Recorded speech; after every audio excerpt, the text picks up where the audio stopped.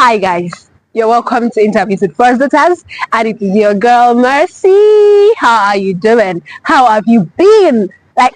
How have you really been? And this segment of Interviews with First Daughters, it's going to be an interview with yours truly, First Daughter Mercy. And today we're going to be talking about a lot of things, and it's going to be like an insight into my own experience of being a first daughter.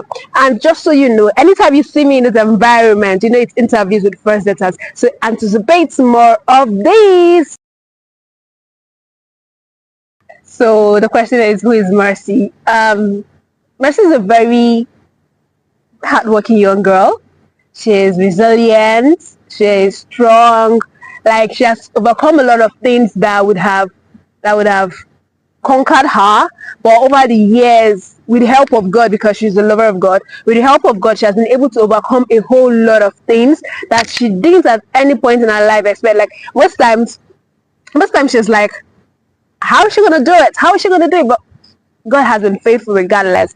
She's a very stubborn young lady, I'm not gonna lie, but she's self-willed, but this has also helped her overcome a whole lot of nays because she's self-willed and stubborn. Like, Mercy's the type that if you tell her she cannot do this, man, leave that thing, it's done already. Yeah, because she's stubborn and she has to do what she wants to do that is right to be done, and when it has to be done, regardless of who or where the nays is coming from. So that is who Mercy is. And this stubbornness, this whole thing has helped her as a first daughter to sharpen herself. Like, being a first daughter can be very challenging. It comes with its own daily challenges.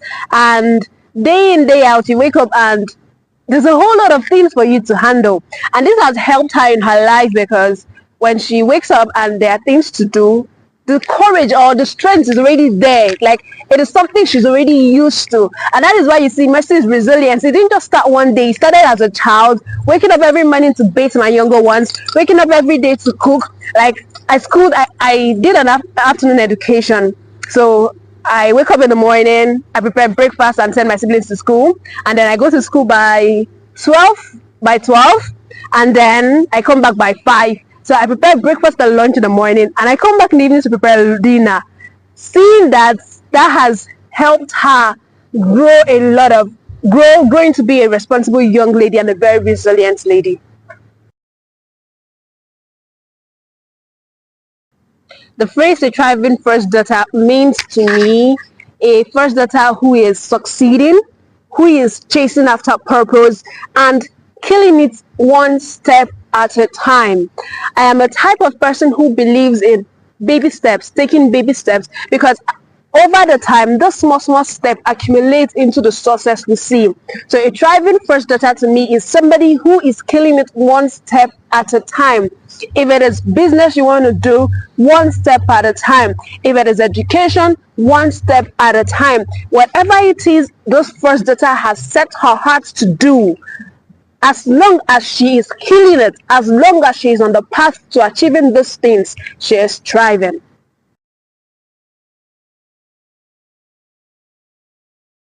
So that moment I decided that I'm done surviving, I want to thrive, is when a woman actually, a woman said to me, Mercy, do not lose yourself while trying to gain others. And that's kind of sank into me because at that moment, I wasn't really myself, yeah. I was on the journey of gaining this, gaining that person, and to some extent, I had lost my own self. Not really lost, I was on the path of losing myself. But when she came in and she had said a lot of things and she counseled me as a first daughter, in fact, that has been the only person who has spoken to me as a first daughter, has spoken to my position as a first daughter. And then she had said to me, Mercy, do not lose yourself while trying to gain others. And she said, or rather, after she had finished talking and I'd gone home and I thought about it and I said, no, I'm done doing this. This is that point in my life where I do things for me, where I do things for my future. This is now the time for me to begin succeeding. This is now the time for me to begin thriving. This is now the time for me to begin to do what I am supposed to do.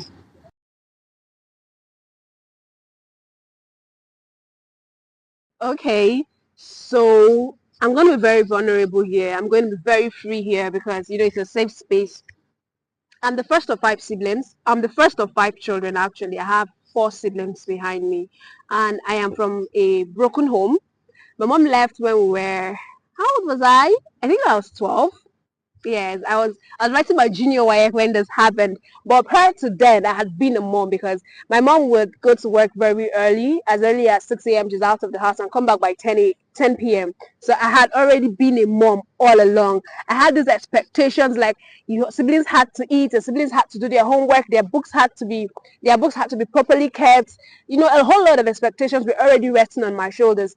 Then when my mom left, I finally became the mom, like the full-fleshed mom.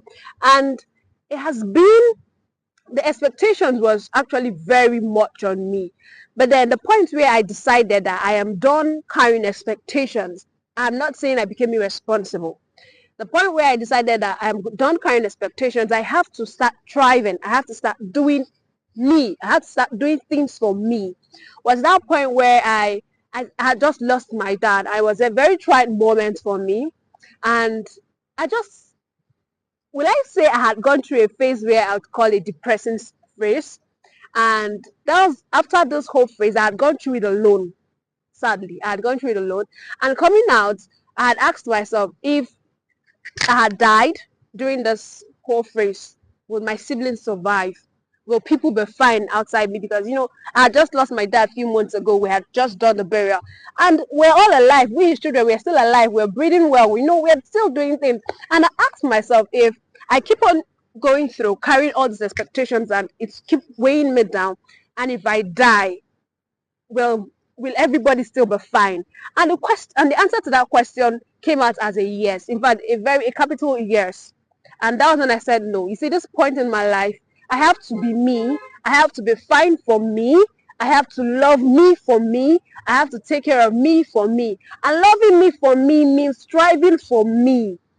Taking care of me means striving for me. Being me means striving for me. And if I can try for me, I'll be able to try for others. If I had one thing to tell my younger self, that would be love you for you. It's not being selfish. It's not being wicked. Love you for you. Love me for me. Love me for me. That's gonna be what I would have to say. So I have just a few things to say to other first daughters out there. And firstly, I'm gonna say love yourself. I don't know why, but I'm a preacher of self-love. Not I don't know why. I do know why actually. I'm a preacher of self-love, and that is love yourself first because at the end of the day, you only have yourself. Yeah. So you have to love yourself first. I'm going to give you an illustration. And the thing is, imagine if a dad carries everything on her shoulder and a dad dies. Will the world come to a stop at that moment? Myself and yourself will know the answer. The world will not stop. Like the world will keep moving.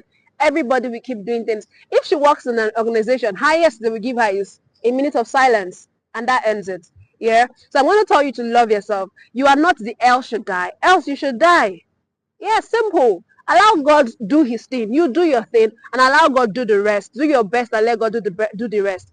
I'm not saying be irresponsible. All I'm saying is while taking care of others, do not forget yourself. I'm not saying you should allow other people's dreams die in your hands. All I'm saying is while you're helping others accomplish their goals, do not forget yours. Do not forget your dream because at the end of the day, you have just to yourself. Very interesting it has been on this episode of interviews with first daughters. And we said that loving yourself is indeed the first thing because if you do not love yourself properly, nobody's going to love you more than you. If you do not take care of yourself, nobody's going to take care of you. If you do not thrive, nobody's going to thrive for you. Do not forget that while you're taking care of others, take care of yourself. Because if you forget to take care of yourself, other people are going to be fine. The world is not going to perish because of you. And while you're doing things, do your best, leave the rest for God. You know the else should die, else you should die. Until we see you again, I need you to be fine. I need you to be safe. I need you to be good. I need you to thrive. See you in our next video. Bye.